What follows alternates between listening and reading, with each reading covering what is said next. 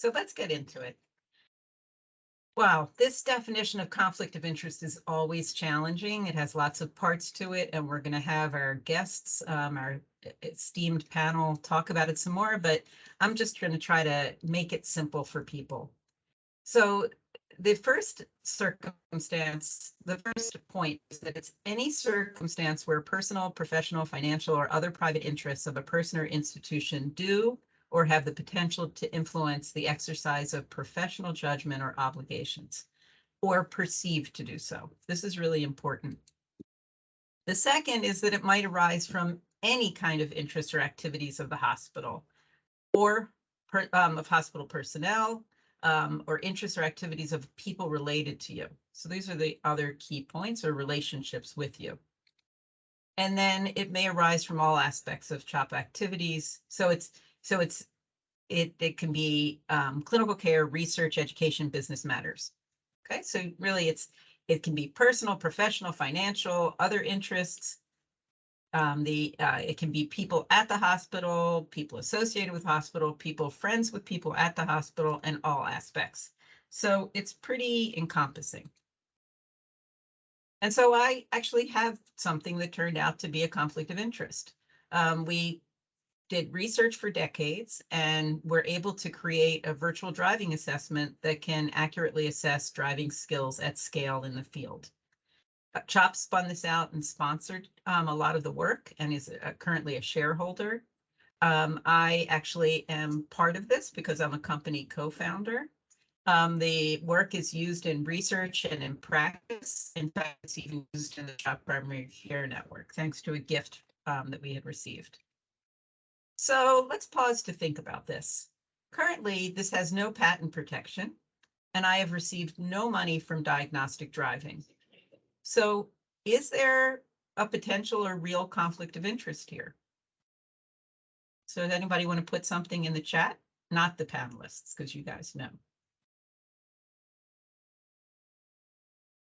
I'll give you 15 more seconds if anybody wants to put anything in there.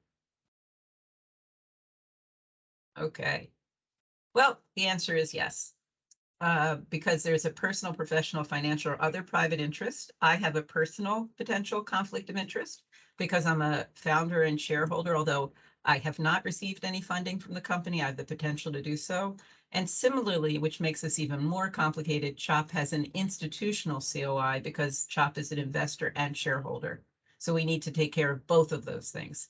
And then because our relationship has the potential to influence institutional responsibilities or may be perceived as doing so, and we're doing things in the area of clinical care, research, education, and business matters, this is a conflict of interest. And it's why Patrick stays up at night to thinking about these kinds of things.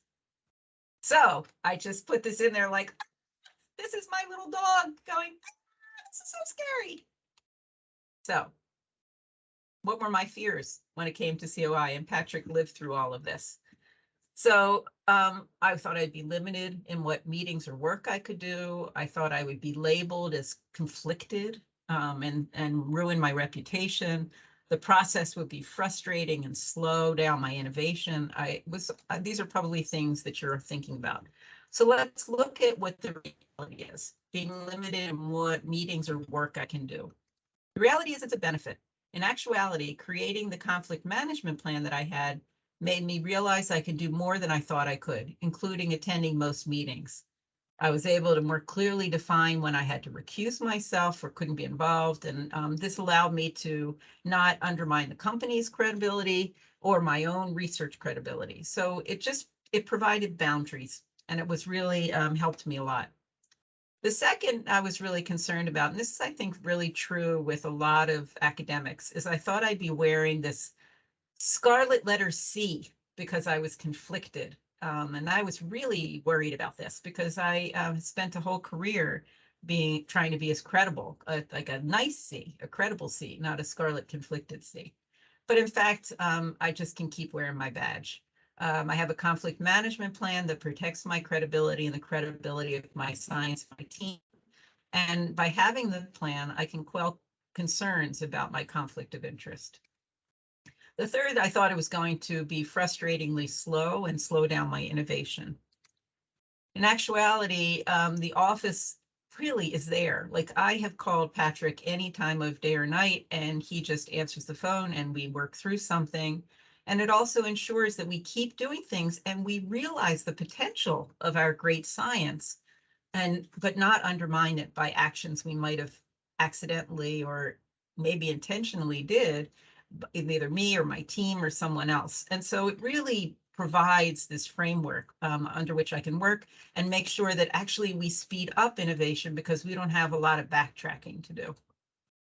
So for most people, your conflict management plan is going to look like this. You don't have any. You just disclose things. You might disclose that you have some ownership interests in some stocks or things like that, but it really isn't going to very much affect the work that you do. Mine, unfortunately, is a little bit longer. I won't go through all of it. It's, I don't know, Patrick, what, 8, 9 pages long. But it's basically about these areas, which I'll read, and you can look at it on the slides. Insulating me from major decisions and negotiations. What this means is when you're negotiating with the company, with CHOP, is that I'm not in the room. I'm not involved in the day-to-day running of the company. I have to protect confidential information, ongoing disclosing things that I have. If there is IP, I have to first offer it to CHOP. We have to be careful to not conflate my role in the company with CHOP, relating to the names.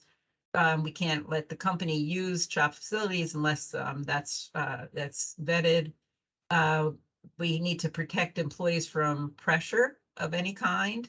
I have to not appear compromised in my judgment, and I can't be directly involved in recruiting people into participation into the research trials that use this intervention. Those are basically the ideas. So as you can see, they actually kind of make sense.